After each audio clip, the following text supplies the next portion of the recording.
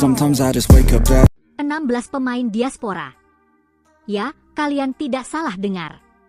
Bukan 1, bukan 5, bukan 10. Melainkan 16 pemain keturunan Indonesia dari berbagai penjuru dunia kini dikabarkan masuk dalam radar John Hartman untuk memperkuat timnas Indonesia di Piala AFF. Dan yang lebih mengejutkan lagi, mereka tidak hanya berasal dari Belanda yang selama ini menjadi lumbung pemain keturunan Indonesia. Ada nama-nama yang bermain di Jerman, Australia, Spanyol, Inggris. Bahkan beberapa di antaranya merupakan pemain akademi klub-klub elit Eropa yang belum pernah tersorot media Indonesia. Namun pertanyaan besarnya adalah, siapa sebenarnya ke-16 pemain itu? Siapa yang peluangnya paling besar mengenakan seragam merah putih? Siapa yang hanya sebatas rumor? Dan mengapa John Hartman justru mulai melirik mereka sekarang? Belum selesai sampai di situ. Di saat publik sibuk membicarakan pemain diaspora, John Hartman ternyata juga mulai menghubungi sejumlah pemain lokal. Nama-nama senior seperti Andik Firmansyah kembali muncul ke permukaan. Rizky Ridho hampir pasti menjadi tembok utama pertahanan. Sementara Doni Tri Pamungkas digadang-gadang bakal menjadi senjata baru di sisi kiri. Tim yang memadukan pengalaman, darah muda, dan kualitas diaspora menjadi satu kekuatan. Kalau benar terjadi, Piala AFF kali ini bukan sekadar turnamen biasa, melainkan awal dari revolusi besar sepak bola Indonesia. Jadi pastikan kalian menonton video ini sampai selesai. Karena kita akan membahas satu persatu seluruh pemain diaspora yang masuk pantauan John Hartman, negara asal mereka, posisi bermain mereka, peluang naturalisasi mereka, hingga bagaimana kekuatan timnas Indonesia jika seluruh rencana ini benar-benar terwujud. Kedatangan John Hartman sebagai pelatih timnas Indonesia langsung menghadirkan optimisme baru. Pelatih yang dikenal sukses membangun Kanada dari tim mediocre menjadi peserta Piala Dunia ini memang memiliki reputasi luar biasa dalam memanfaatkan pemain diaspora. Saat melatih Kanada, Hartman mampu menyatukan pemain-pemain yang lahir di berbagai negara menjadi sebuah tim nasional yang solid. Kini, pola yang sama diyakini akan diterapkannya di Indonesia.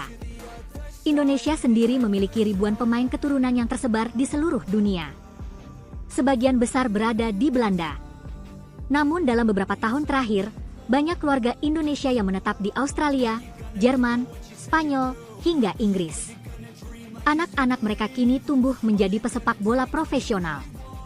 Dan inilah yang sedang diburu oleh Hartman. Kelompok pertama tentu berasal dari Belanda.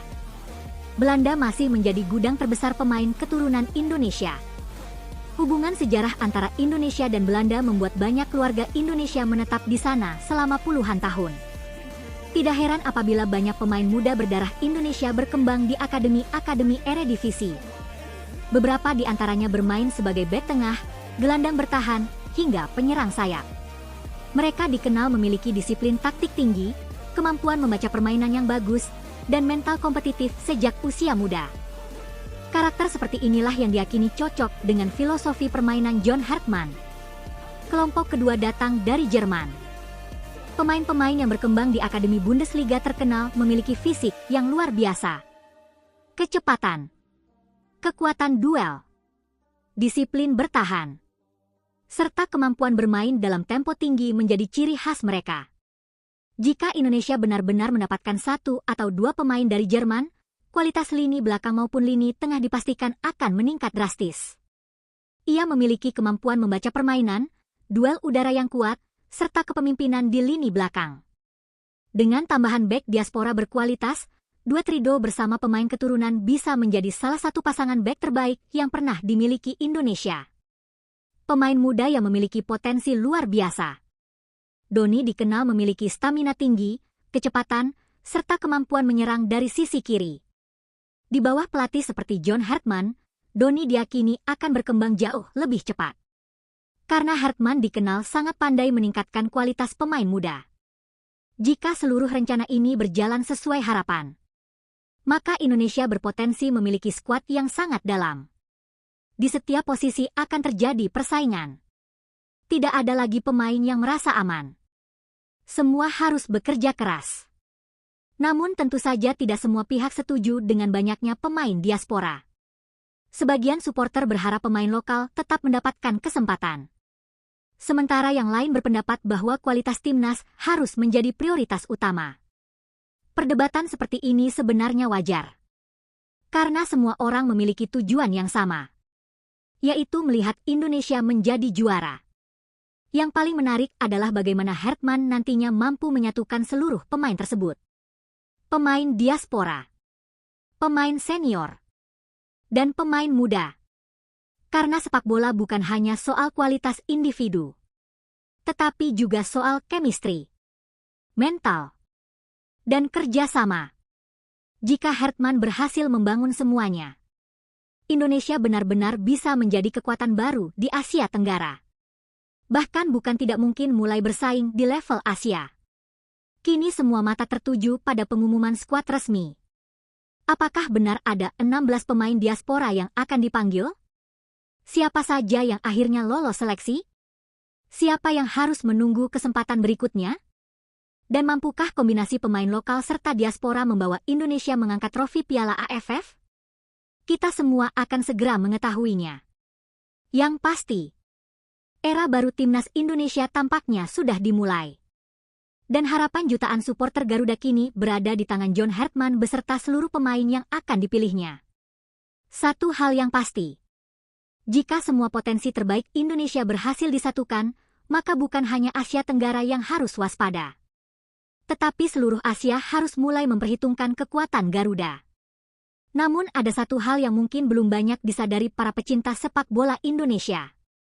John Hartman bukan tipe pelatih yang memilih pemain hanya karena nama besar. Ia juga bukan pelatih yang mudah terpengaruh oleh tekanan media sosial. Dimanapun ia melatih, Hartman selalu menempatkan performa sebagai prioritas utama. Artinya, meskipun seorang pemain memiliki garis keturunan Indonesia yang sangat jelas, bermain di Liga Eropa, bahkan memiliki harga pasar yang tinggi, semua itu tidak akan berarti jika performanya sedang menurun. Sebaliknya, jika ada pemain lokal yang tampil konsisten setiap pekan di kompetisi domestik, maka peluangnya tetap terbuka lebar. Inilah yang membuat persaingan menuju skuad Piala AFF diprediksi akan menjadi salah satu yang paling ketat sepanjang sejarah timnas Indonesia. Tidak ada pemain yang mendapat tempat hanya karena status. Tidak ada pemain yang otomatis masuk hanya karena bermain di luar negeri. Semua harus membuktikan kualitasnya di lapangan. Situasi ini sebenarnya menjadi kabar baik bagi sepak bola Indonesia. Selama bertahun-tahun, supporter sering mengeluhkan minimnya persaingan di dalam skuad nasional. Beberapa posisi bahkan terlihat hampir tidak memiliki pesaing. Akibatnya, performa pemain cenderung stagnan. Namun jika benar ada 16 pemain diaspora yang masuk radar, maka setiap posisi akan memiliki 2 bahkan 3 kandidat berkualitas. Persaingan sehat inilah yang selama ini diinginkan oleh banyak supporter. Karena tim besar lahir dari kompetisi internal yang ketat. Semakin sulit menembus tim utama, semakin tinggi pula kualitas skuad secara keseluruhan. Bayangkan saja lini belakang Indonesia. Rizky Ridho yang selama ini menjadi andalan tentu tidak bisa lagi merasa nyaman. Jika pemain diaspora yang berposisi sebagai bek tengah mampu menunjukkan kualitas lebih baik, maka Hartman tidak akan ragu melakukan rotasi. Begitu pula di sektor gelandang. Pemain-pemain muda Indonesia harus siap bersaing dengan gelandang diaspora yang terbiasa bermain dalam tempo tinggi di Eropa. Di lini depan pun demikian. Kecepatan, penyelesaian akhir, hingga kemampuan membuka ruang akan menjadi faktor penentu. Semua pemain harus bekerja 2 kali lebih keras. Karena tidak ada lagi jaminan tempat di tim utama. Bagi para pemain lokal, kehadiran diaspora seharusnya tidak dianggap sebagai ancaman. Justru ini merupakan kesempatan emas untuk berkembang. Mereka bisa belajar langsung dari rekan-rekan yang tumbuh di lingkungan sepak bola Eropa. Belajar mengenai disiplin, profesionalisme, cara menjaga kondisi fisik, mental bertanding, hingga bagaimana menghadapi tekanan di pertandingan besar. Pengalaman seperti ini tidak bisa dibeli. Dan jika dimanfaatkan dengan baik, kualitas pemain lokal Indonesia juga akan ikut meningkat. Di sisi lain, para pemain diaspora juga harus memahami bahwa membela timnas Indonesia bukan sekadar memakai seragam merah putih. Ada tanggung jawab besar yang harus dipikul. Indonesia memiliki jutaan pendukung fanatik. Setiap pertandingan selalu menjadi sorotan. Setiap kesalahan akan dibahas. Setiap kemenangan akan dirayakan luar biasa. Tekanan seperti ini tentu berbeda dengan yang mereka rasakan di klub. Karena ketika mengenakan lambang Garuda di dada, mereka bukan lagi bermain untuk diri sendiri. Mereka bermain untuk satu bangsa. John Hartman tentu memahami tantangan tersebut. Karena saat menangani Kanada, ia pernah menghadapi situasi serupa. Kanada memiliki banyak pemain yang lahir di luar negeri dengan latar belakang budaya berbeda. Namun Hartman berhasil membangun rasa memiliki terhadap tim nasional. Ia mampu menciptakan suasana kekeluargaan. Semua pemain merasa memiliki tujuan yang sama. Dan hasilnya terlihat jelas ketika Kanada mampu kembali tampil di Piala Dunia setelah penantian yang sangat panjang. Pengalaman itulah yang kini diharapkan bisa diterapkan di Indonesia. Bukan tidak mungkin dalam beberapa bulan ke depan kita akan melihat wajah baru timnas Indonesia. Skuad yang dipenuhi pemain-pemain muda lapar prestasi. Dipadukan dengan pemain senior yang syarat pengalaman. Ditambah sejumlah diaspora yang membawa kualitas kompetisi Eropa. Komposisi seperti ini bisa menjadi fondasi jangka panjang.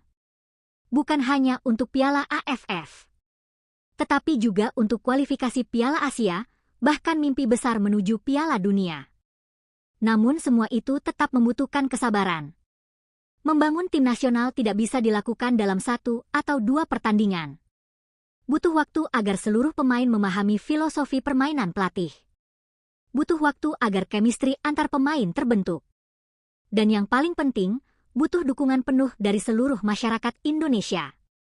Karena sebesar apapun kualitas pemain yang dimiliki, tanpa dukungan yang solid dari supporter, perjalanan menuju prestasi akan terasa jauh lebih berat. Kini, bola sepenuhnya berada di tangan John Hartman. Apakah ia benar-benar akan memanggil seluruh pemain diaspora yang masuk radar? Apakah akan ada kejutan besar dalam daftar skuad?